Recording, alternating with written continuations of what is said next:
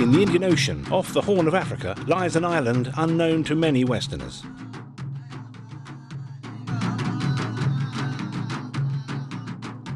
This island, part of the Republic of Yemen, is called Socotra. Millions of years ago, the island broke away from the African continent, which has resulted in the development of many plant and animal species which are unique to Socotra. In January 2003, a team of cavers and scientists visited Socotra. Their aim was to leave no stone unturned.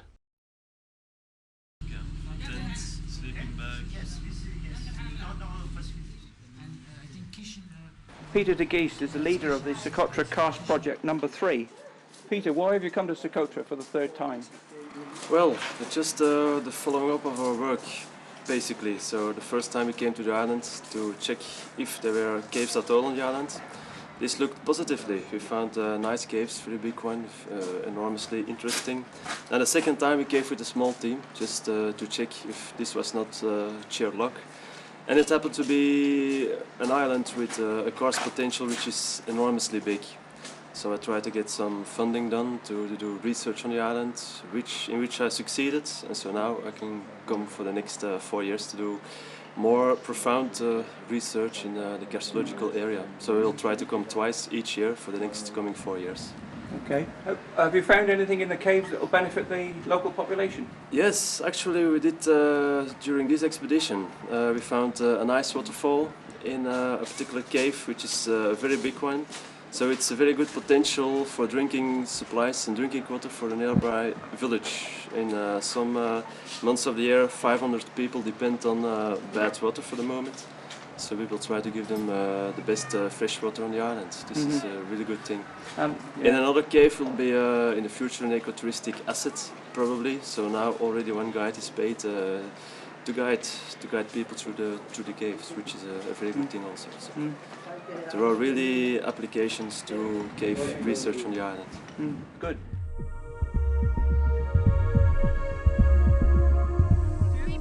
Westerners attract attention wherever they go on the island. Cameras, being a rarity, are objects of much curiosity.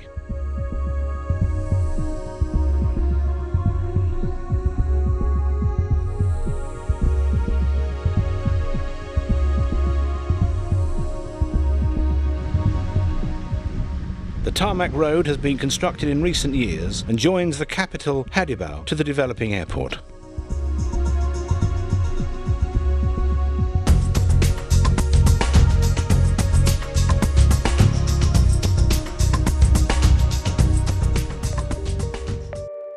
The team's first stop is at Eriosh, where a large sandstone slab covered with ancient images has puzzled scholars for many years. They are thought to be early Christian, as hundreds of years ago there were a number of Christians on the island. The main religion on the island now, of course, is Islam.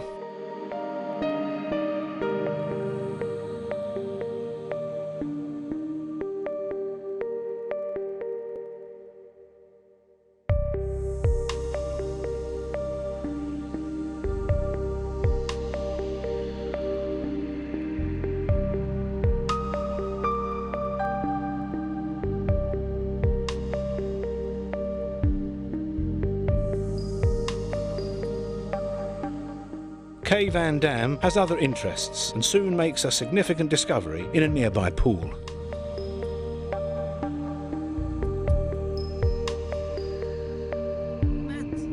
You want to see something new for Socotra? The whole group is not known for Socotra, is the first. Look, this is my group. Oh, yes. This is called Triops. It's one of the most primitive crustaceans. Very nice, very nice. Very nice, and they live in this kind of temporary pools. They come out when the rain comes. They come out in a few days, and then the pool dries out, and they're gone again. But this is they are known from Yemen, but not from Socotra. It's the first. Yeah, probably it's a new species. And probably it can be a new species because beautiful. It's all like this lighting, I think so. Yeah, they are very old. Yeah.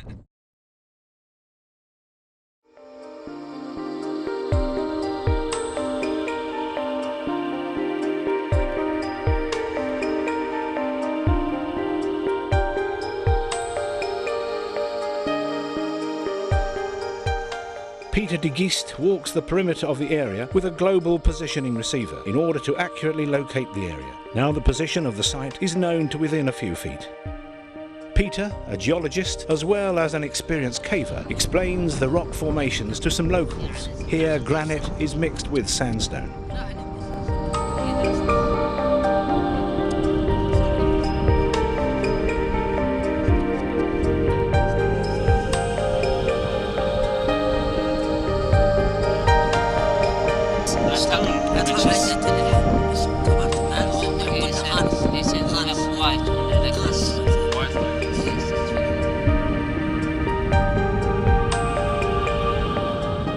The rusting hulks of Russian tanks serve as a reminder that the island has been occupied by many different nationalities over the years.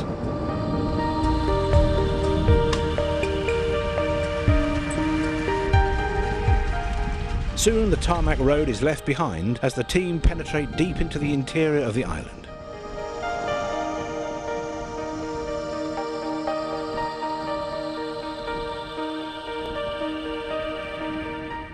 The sheer ruggedness of the terrain has a beauty all of its own.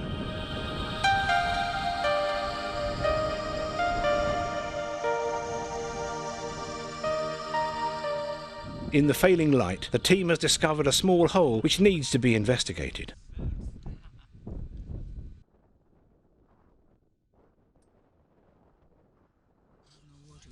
Two of the cavers descend into the hole to see what lies at the bottom. The scientists wait eagerly for news of what may be down there. Unfortunately, nothing of interest is found, but these holes have to be explored. Okay. No, it's not.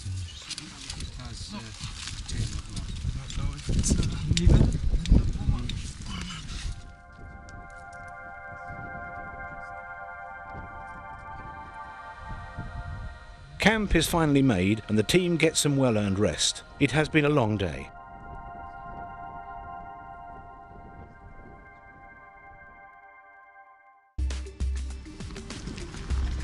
Heading even deeper into the interior, the tracks become increased. A broken axle would be a real setback in this remote area, so the driver proceeds with great caution. Arriving in a deep gorge, the caving team scour the cliffs for signs of a cave entrance.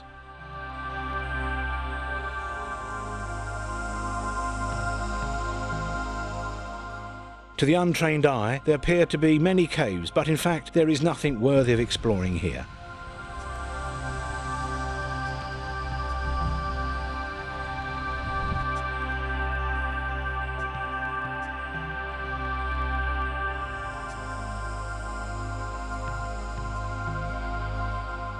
One of the zoologists, who cannot resist turning over stones to see what lies underneath, gets quite a shock when he finds a female black widow spider.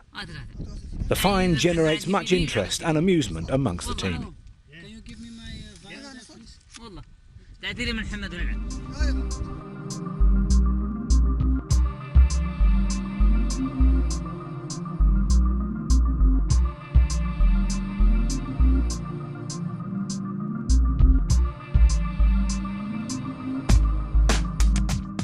Slowly, the team press on, eventually arriving at another gorge which contains a very deep pit.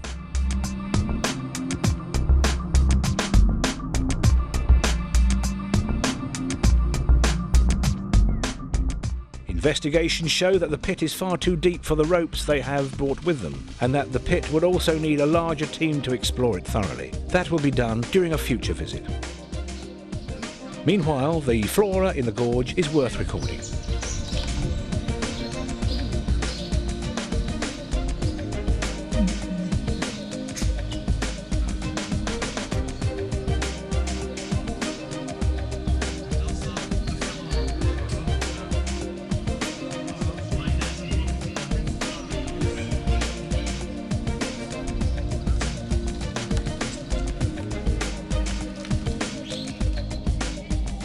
The team tramp back to the vehicles, but not before another Socotra bug is found. It's a very beautiful color. I don't know if it's a new species or if it's... No, I forgot the name.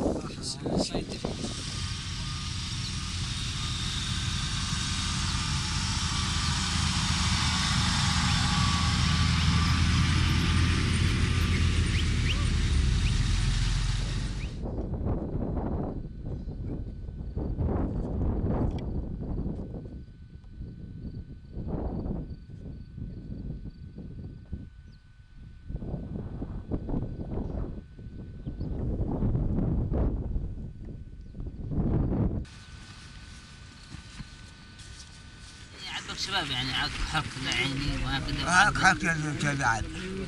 بس تلعب. كالعاب. وفانا تعب. حرق السيد قدوة. لا هذا برصاص دلع.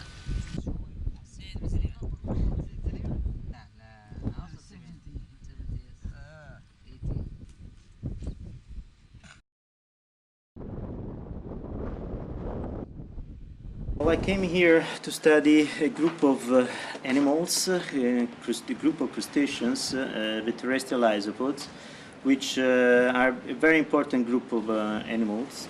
These are crustaceans, so they are linked to water in somehow, or humidity in general, but are fully terrestrial, and so they give you a lot of information regarding the biogeography and the connection of this island with the rest of Africa and the Arabian Peninsula.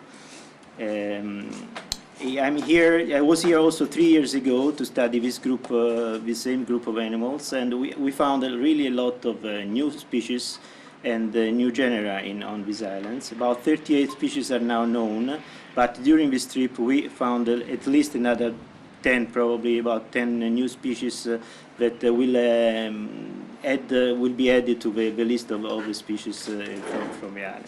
The island is very important because there are a lot of there is a lot of endemicity. That means a lot of species can be found only here on these islands. And this time we mainly focused on the cave animals, because during my last trip I mainly collected outside the caves, but the cave fauna here is very rich. There is a very important cave karst system, and full of caves full of troglodytic fauna. Goats have many uses on the island, apart from being a source of food. Their milk provides nourishment, and the skins used for making water holders.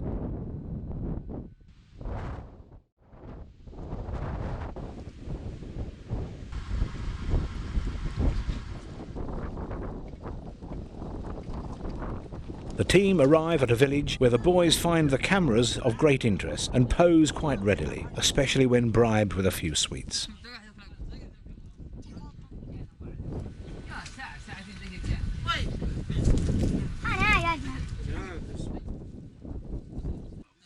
The villagers inform the team that there are no caves in the area. Finally, they get lucky at the next village and are directed to what the villagers believe is a large cave.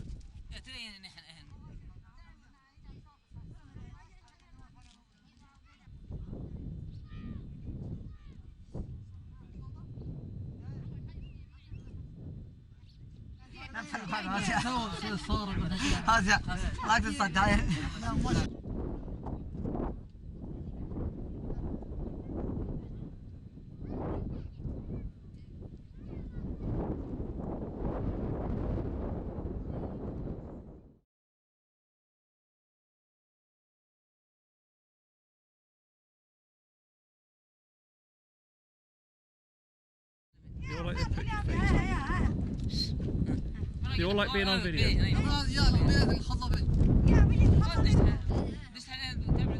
On the way, high in the hills, are miles of low stone walls.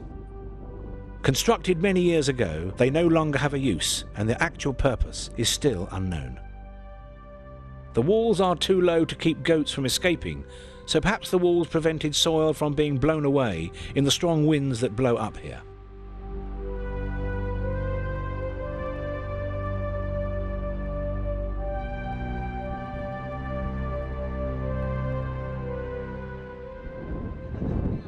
Arriving at the cave as directed by the villagers, it is obvious that this is just another collapsed cave roof.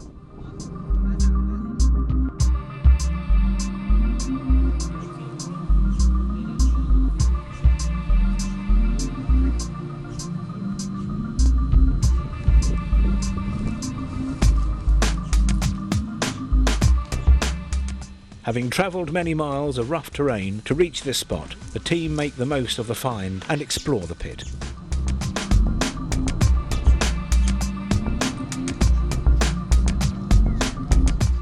High on a ledge, an Egyptian vulture's nest is spotted. A rope is prepared so that Eric can descend to the level of the nest. With everyone's cameras dangling around his neck, he photographs the nest with each camera in turn. Their nests are quite rare, even though there are many of these birds on the island.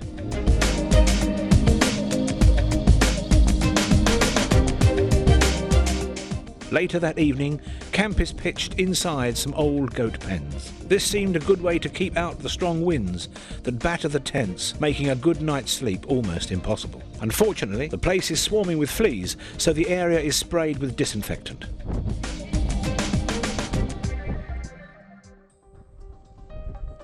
At the western end of the island, the team head for what they have been told is a cave.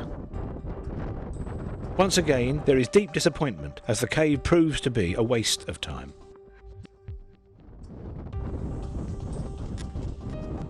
The problem is that the Socotrans have no concept of what is a deep cave, as a hole in the ground is a cave to them.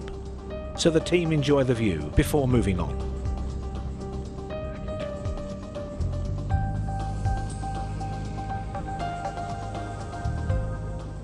At last the team believe they may have success. They were directed to a deep pit, which is too deep for the ropes they have with them. Found in the village, it is hoped the large metal pole will solve the problem. In the sweltering heat, the pole is manhandled to the pit.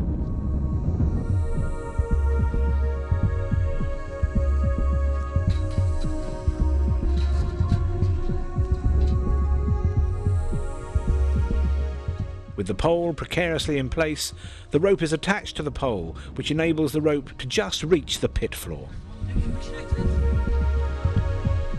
Two of the team prepare to lower themselves into the pit.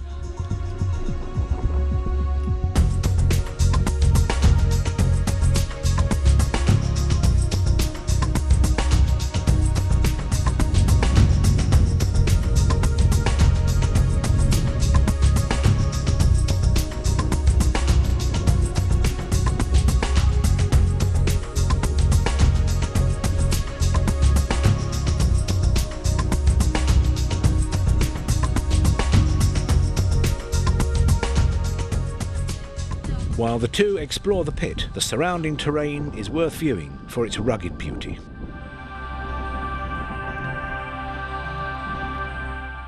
Kay Van Dam, ever on the lookout for animals of all types, has found a colony of spiders.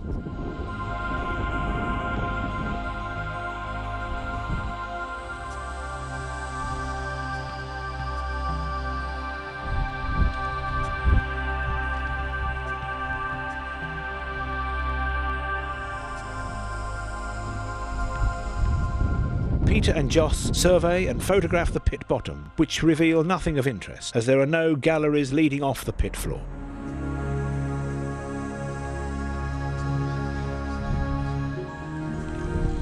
Hi, John. Hi, Joss. Not too hot there? It's rather warm. Joss maps the pit to record it for all time. Point 0 from the map, from the topo. And this means now everybody knows we've been here, SKP3, the date. And circle means the cave is situated, we know where it is. One line means somebody went into it, but the cave is not finished. And the cross means we've explored everything and there is nothing else to find in the cave. Returning to the capital, Hadibau, the team has a welcome rest from the rugged terrain.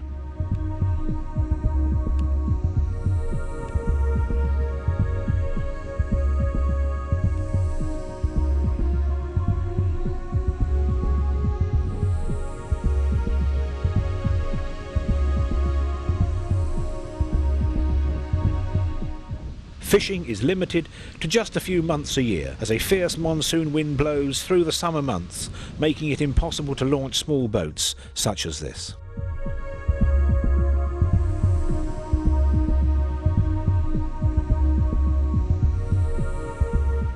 In the evening, Peter de Geest downloads the pictures from his digital camera onto the laptop computer. The pictures are then emailed to Belgium to be posted onto the team's website. Having covered much of the western part of the island over the past few days, the team now heads for the eastern end. Already familiar with this area from a previous expedition, as it was here they discovered a large cave called Hock, in which was found many ancient artefacts and cave texts. Will they make similar discoveries this time?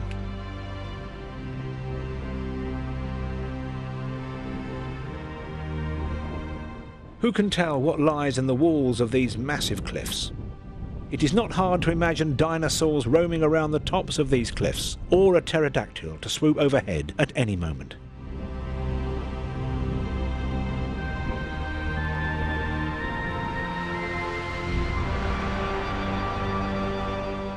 During their previous visit in this area, they had discovered the entrance to a large cave, but did not have time to explore it. Now they will.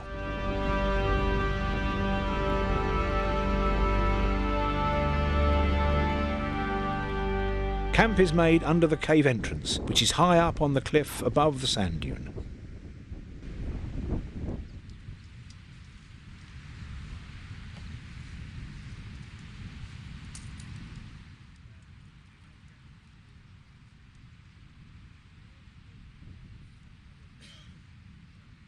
Water from the cave finds its way down the cliff and into the sea. Here the grass is lush, fish are plentiful, and the Socotra begonia flowers freely. This area is a paradise for the scientists of the team.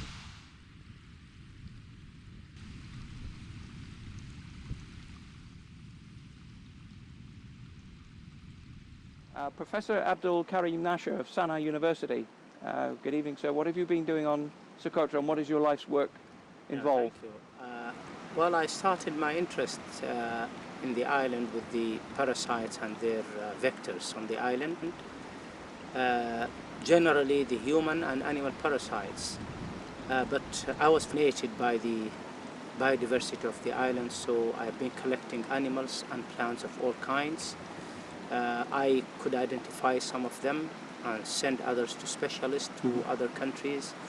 And recently we published the first record of black flies from the island, together with Professor Roger Kroski from the British Museum and Professor Butiker of Basel Museum in Switzerland.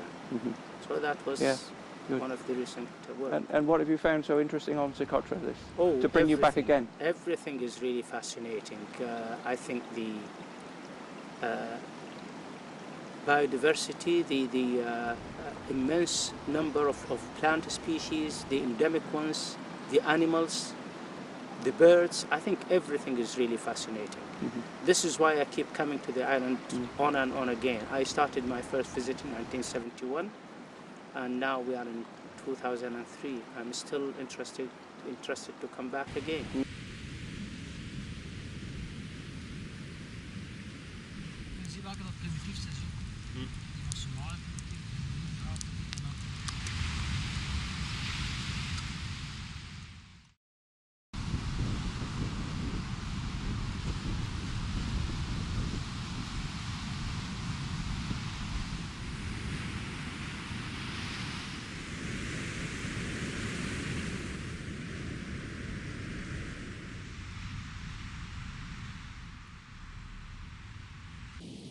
The cave team leave early and make a good exploration of the cave, which proves to be a long, deep cave full of water.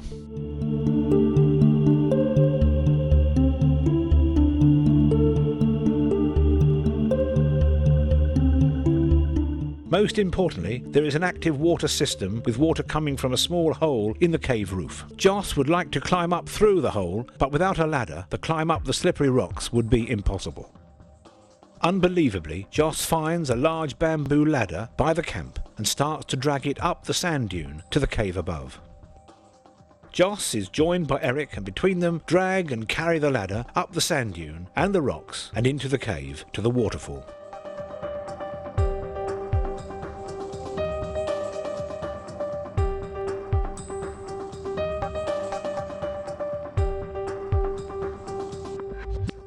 With the ladder at the waterfall, they return well pleased with their efforts.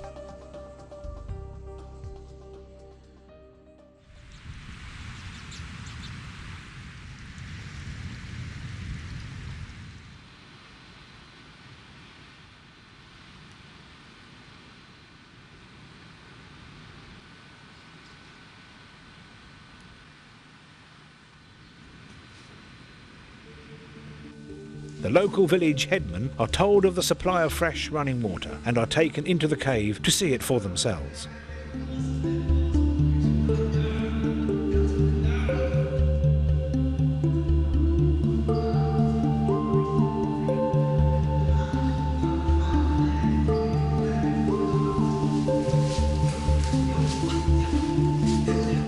Led by the cavers, the village headmen go deep into the cave, which they have never ventured into before.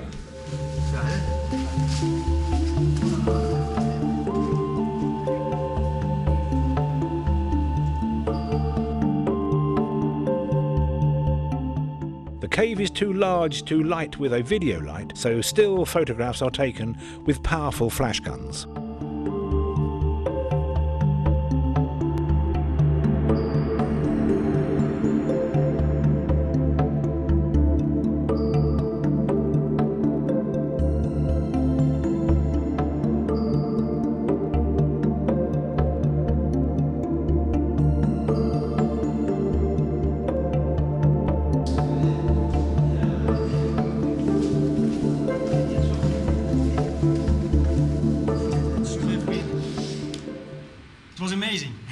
Jumped into the water basin like children. They washed themselves, they swam in it, they stood under the waterfall. They were so happy. But for them it must be amazing because it's really a lot of water. It's a really big waterfall. So right, Peter, what can you tell me about the water that's in the cave and how useful it is to these villagers? First of all, I want to say it's a great honor to show the people their caves. I mean, they live here for hundreds and thousands of years, and now we come, and in 2 days we can show them the water they're dreaming of. It's very important because there's lots of water coming down, and if they only take a bit of it, they can drag it down until the village, I think. So this will be a future project, and it will be amazing to see the people having drinking water in the village, and all because we investigated some caves. I mean, it's great. تمام. water. Water. At its extreme eastern end, the island is so barren that fresh drinking water is in very short supply, so the cave water will be invaluable, although it will need to be managed properly.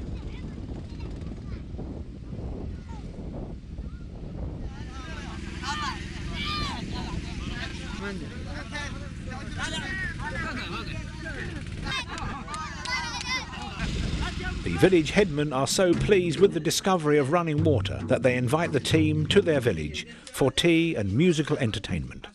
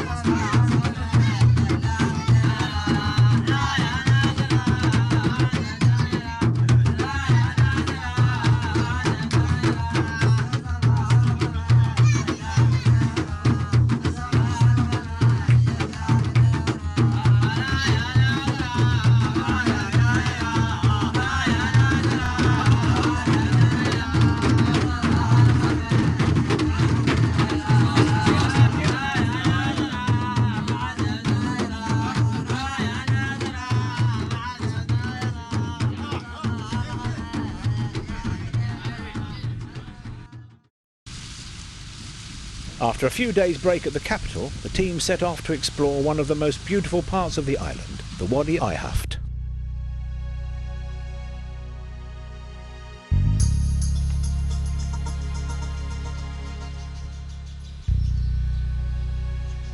The Hagir Mountains provide the backdrop to the cul-de-sac of the Wadi. mountain streams provide the life-giving water, allowing the growth of an abundance of plants and animals.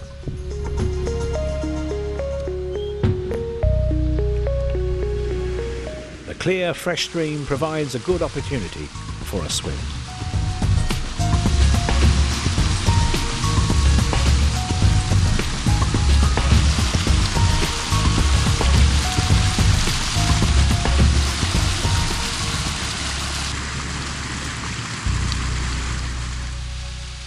The stream makes its way amongst the rocks, attracting all manner of animals on its journey.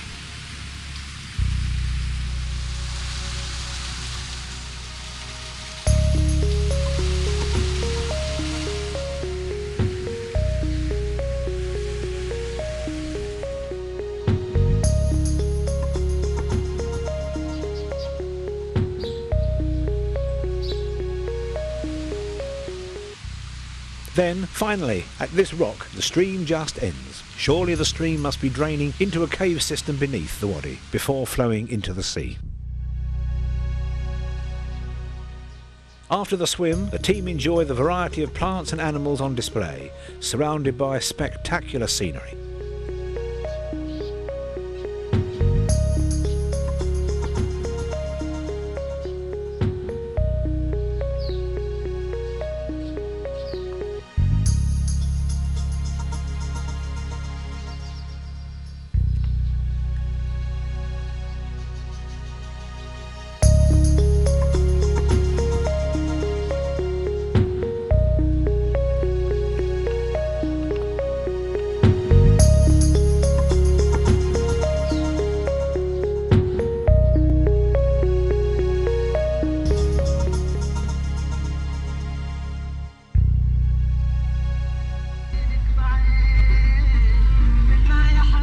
The faithful driver, Mohammed, plays his music continuously.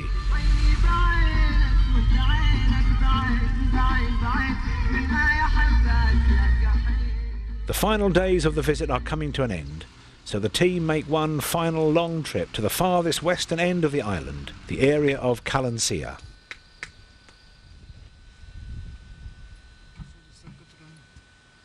At the road's end, more research is undertaken as the search for small water-loving creatures goes on. So much information can be gleaned from these creatures.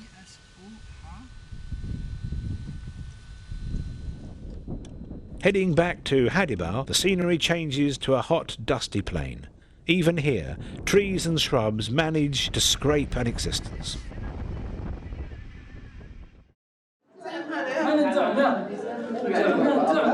On the final evening, a presentation is given by Peter de Geest, the team leader, to an audience of local conservationists and scholars. He's more known to be introduced, but Peter de Geest has been with us now and his team for the last 4 weeks almost. Again, working on their third expedition on the Karst project in Socotra, and they will today share with us some of the preliminary findings of what they've done for the last mission. So now we are trying to go region by region and check out the caves of all the islands. So the first week we went to Moi. There started the cave, and now the new water found a new way deeper inside. And this is like a big lake, I think 12 meters long, at least 12 meters deep. I think it's quite we checked it. We have to swim underneath the roof, which go into the water from time to time, and then it ends. But also this is very interesting to check by a cave diver if you can continue this water stream. And also it would be very interesting to check the water level from time to time, because if the water level stays or remains the same throughout the year, this would be a big opportunity or a big interesting chance to pump up the water, which is only 15 meters deep or 30 meters deep, so not that high. And the potential and the quality of the water is very found. Our project.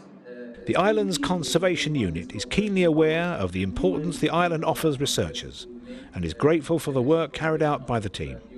The island has been rightly called the Galapagos of the Indian Ocean. Actually is bringing immediate ideas for us to help us manage the island in a proper way. let's try all to work together on this. And the caves, in addition to other areas, of course, very important, but particularly the caves, it's a new idea, it's a whole new scope, and we are really interested to get into, and we will work very closely with you on this. The team are satisfied with their time on the island, and it will not be long before they return to continue their exploration of this unique island of Socotra.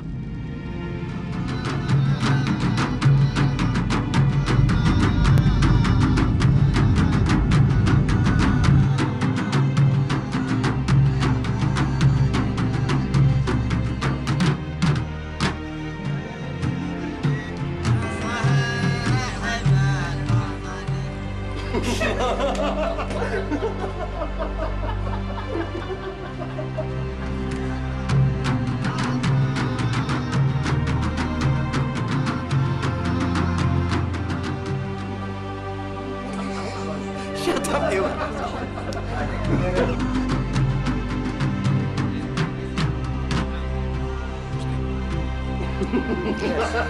So this is no, then it's not funny at all. No? Nice. This is the way at home.